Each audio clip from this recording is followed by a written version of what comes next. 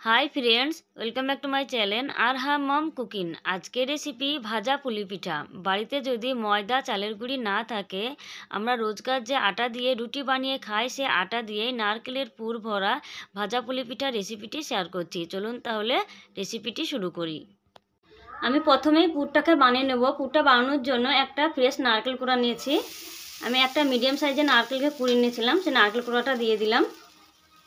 আর দিয়ে দিলাম দুটো এলাচ, এলাচের মুখটা একটু ফাটিয়ে নিয়েছি। আর দিলাম দারচিনি, 3 টুকরো দারচিনি দিয়ে দিলাম। এবার আমি 2 মিনিট মতো নারকেল কোড়াটাকে ভেজে নেব। 2 মিনিট মতো নাড়াচাড়া করে নিয়েছি। এবারে আমি দিয়ে দেবো গুড়। আমি এখানে 1 কাপ মতো খেজুরের গুড় নিয়েছি। আপনারা এখানে আখের গুঁড়ো নিতে পারেন অথবা চিনি দিয়েও করতে পারেন। গুড়ের সঙ্গে নারকেল কোড়াটা খুব ভালো করে মিশিয়ে নেব। এখানে নারকেল ও গুড় অনেকটা আঠালো হয়ে গেছে, পুরটা এখানে আমার হয়ে গেছে। এবারে আমি নামিয়ে নেব।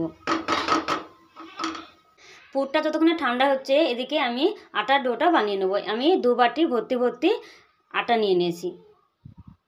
আজকের পিঠাটা আমি আটা দিয়ে বানাবো। আপনারা এখানে ময়দাও নিতে পারেন, আবার চালের গুঁড়ি দিয়েও করতে পারেন। সামান্য পরিমাণে দিয়ে দিলাম লবণ। লবণটাকে ভালো করে আটার সঙ্গে মিশিয়ে নেব। অল্প অল্প জল দিয়ে আমি ডোটা বানিয়ে নেব। আটা দিয়ে ভাজা পিঠাটা বানালে অনেক বেশি সফট হয়, অনেক সময় পর্যন্ত নরম থাকে। অল্প অল্প জল দিয়ে আমি আটার ডোটা খুব সুন্দর করে বানিয়ে নিয়েছি। এবার আমি পিঠাগুলোকে বানিয়ে নেব। এবারে এই মোটা ডোটা থেকে আমি ছোট ছোট করে লিচি কেটে নেব। ঠিক এই সাইজের করব। লিচিগুলোকে সব কেটে নিয়েছি। এবারে আমি বেলে নেব। একটা লিচি নিয়েছি।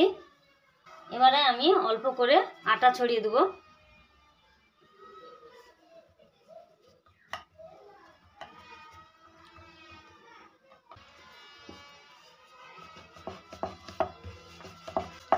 অল্প অল্প করে আটা ছড়িয়ে দিয়ে আমি এটাকে বেলে নেব।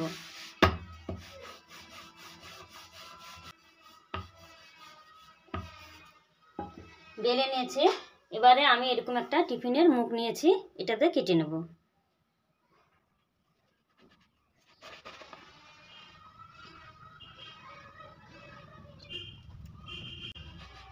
বন্ধুরা, চালের গুঁড়ি দিয়ে তো পিঠে অনেকই খাওয়া হয়েছে। এবারে আমি আটা দিয়ে বানাইছি। এটা আটা দিয়ে আর ভিতরে নারকেলের পুর দিয়ে ভীষণ ভালো লাগে খেতে ভাজা পিঠাটা।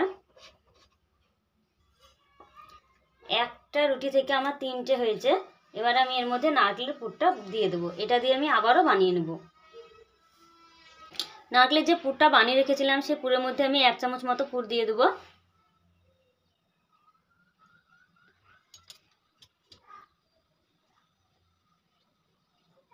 এবারে আমি মুখটাকে মেরে নেব।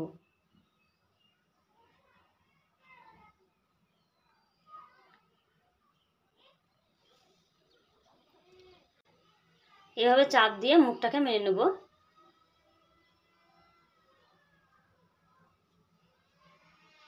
মুখটাকে খুব ভালো করে আটকে দিতে হবে, নইলে পুরটা বেরিয়ে যাবে ভাজার সময়।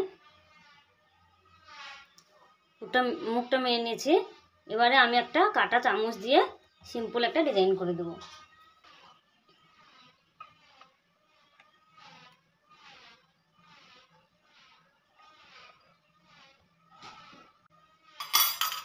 ডিজাইনটা সিম্পল হলে দেখতে অনেক সুন্দর লাগে। একই রকমভাবে আমি বাকিগুলো পুর দিয়ে বানিয়ে নেব। সব পিঠাগুলো বানানো হয়ে গেছে, দেখুন। এবার পিঠাগুলোকে ভেজে নেওয়ার পালা। পিঠাগুলোকে ভাজার জন্য কড়াইয়ে পরিমাণ মতো তেল দিয়ে তেলটাকে খুব ভালো মতো গরম করে নিয়েছি। এবার একটা করে পিঠা আমি দিয়ে দেবো। গ্যাসের ফ্লেমটা মিডিয়ামে রেখে আমি পিঠাগুলোকে লাল লাল করে ভেজে নেব। একদিক ভাজা হয়ে গেলেও আমি অপর দিকটাও ভেজে নেব। আমার চ্যানেলে শীতের ভাপা পুলি পিঠা রেসিপিটিও আছে, আপনারা চাইলে দেখে নিতে পারেন। বাড়িতে যদি ময়দা চালের গুঁড়ো না থাকে, তা এইভাবে আটা দিয়ে ভাজা পিঠাটা বানিয়ে নিতে পারেন। পিঠাগুলোকে আমি লাল লাল করে ভেজে নিয়েছি। এবারে তুলে নেব। আমার এক একটা পিঠা ভাজতে প্রায় 4 থেকে 5 মিনিট মতো সময় লাগছে। একই রকমভাবে আমি বাকি সব পিঠাগুলো ভেজে নেব।